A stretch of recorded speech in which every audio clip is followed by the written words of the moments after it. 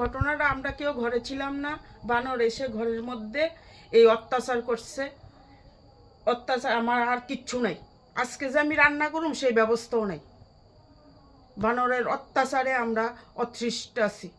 কি মনে হয় কি কারণে বানরে এই উপদ্রব চলছে আপনাদের এলাকায়?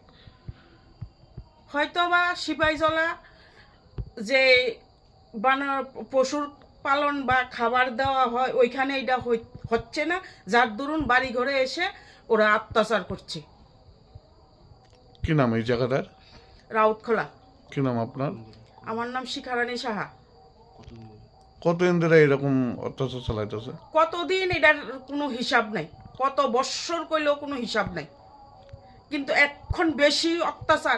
আমার গত মাস এইভাবে অত্যাচার করে গেছে, আমি কিচ্ছু ইয়ে করছি না, কিন্তু আজকে আর ধৈর্য হইতাছে না। এইভাবে আমরা অনেক কষ্টের টাকা।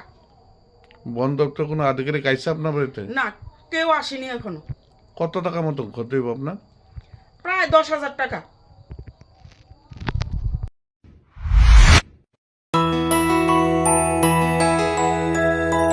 স্বাদে ভরা ঘিয়ের সুবাস লংতরায়, কি ভালো খেতে।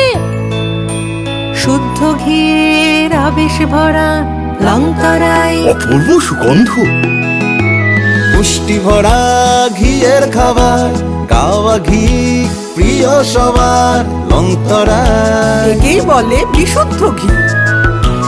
বিশুদ্ধ ঘি নাম মনে রেখো লংতরায়। লংতরাই ঘি রোজ খাবারে তোমাকে চাই। লংতরায়, লংতরায়, লংতরায়।